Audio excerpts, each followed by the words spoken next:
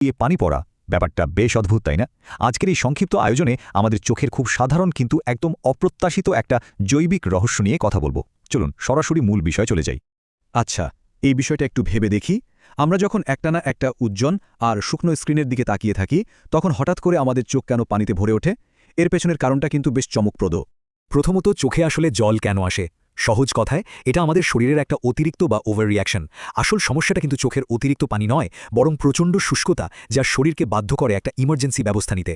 আমরা স্বাভাবিকভাবে প্রতি মিনিটে 15 থেকে 20 বার চোখের পলক ফেলি, কিন্তু যখনই আমরা স্ক্রিনের দিকে এক দৃষ্টিতে তাকিয়ে থাকি, পলক ফেলার এই হার একদম নাটকীয়ভাবে কমে যায়। আর ঠিক তখনই চোখের ওপরের আর্দ্র স্তর বা টিয়ার ফিল্মটা পুরোপুরি শুকাতে শুরু করে। আর এখানকার সবচেয়ে ইন্টারেস্টিং পয়েন্টটা হলো এই জরুরি পানি বা ইমার্জেন্সি ওয়াটারের কনসেপ্ট। চোখ যখন শুকিয়ে জ্বালাপোড়া করতে থাকে, আমাদের শরীর তখন রীতিমতো প্যানিক করে বা ভয় পেয়ে যায়। আর তখনই পলক না ফেলা ওই শুষ্ক চোখটাকে বাঁচানোর জন্য শরীর সেখানে অতিরিক্ত পানি বা কান্না পাঠিয়ে চোখটাকে ভাসিয়ে দেয়। আসলেই আমাদের শরীরের মেকানিজমটা দারুণ। এবার আসি পরিবেশের কথায়। ধরুন একটা সাধারণ আলোর রুম আর একটা অন্ধকার রুম, পার্থক্যটা আকাশ পাতাল। অন্ধকার রুমে স্ক্রিনের হাই ব্রাইটনেস এবং ব্লু লাইট আমাদের চোখের পেশিকে অতিরিক্ত খাটতে বাধ্য করে, আর এর ফলেই চোখ খুব দ্রুত ক্লান্ত হয়ে পড়ে। তাহলে এর সমাধান কি? আমাদের পরবর্তী পয়েন্ট হলো চোখ ভালো রাখার উপায় ও দৈনন্দিন রুটিন। চোখের এই ক্লান্তি দূর করার জন্য এমন কিছু প্র্যাকটিক্যাল উপায় আছে যেগুলো খুব সহজেই আমরা প্রতিদিনের অভ্যাসে যোগ করতে পারি। এর মধ্যে সবচেয়ে কাজের বা গোল্ডেন রুলটা হলো এই 20-20-20 নিয়ম।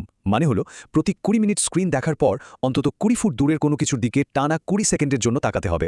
জাস্ট এই ছোট্ট একটা কাজ চোখের পেশিকে রিল্যাক্স করতে দারুণভাবে সাহায্য করে।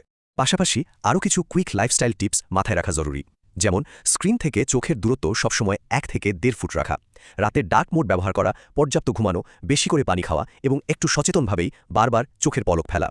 চোখের শুষ্কতা রোধ করতে শরীর হাইড্রেটেড রাখাটা কিন্তু একদম মাস্ট। এবার আমাদের শেষ পয়েন্ট, কখন ডাক্তার দেখাবেন। কিছু ওয়ার্নিং সাইন বা সতর্ক সংকেত আছে যেগুলো এড়িয়ে যাওয়া ঠিক না। যদি চোখে অতিরিক্ত লালভাব, ব্যথা, আলোতে তাকাতে কষ্ট বা ঝাপসা দেখার মতো লক্ষণগুলো অনেকদিন ধরে থাকে, তবে অবশ্যই চিকিৎসকের কাছে যেতে হবে। কারণ এগুলো কোনো অ্যালার্জি বা ড্রাই আই ডিজিজের লক্ষণ হতে পারে, যার জন্য প্রফেশনাল লুব্রিকেটিং ড্রপ লাগতে পারে। তো এই পুরো আলোচনা থেকে আমরা বুঝলাম যে আমাদের ছোট ছোট কিছু অভ্যাস চোখের জন্য কতটা উপকারী হতে পারে। আজকের এই পর্বটি শেষ করার আগে একটি প্রশ্ন রেখে যাচ্ছে। এখানে আমরা চোখের যত্নের যে উপায়গুলো নিয়ে কথা বললাম, সেগুলোর মধ্যে দৈনন্দিন জীবনে ঠিক কোন নিয়মটি মেনে চলা আপনার কাছে সবচেয়ে সহজ বলে মনে হয়? ভেবে দেখুন, আর আজ থেকেই সেই নিয়মটা মেনে চলা শুরু করে দিন।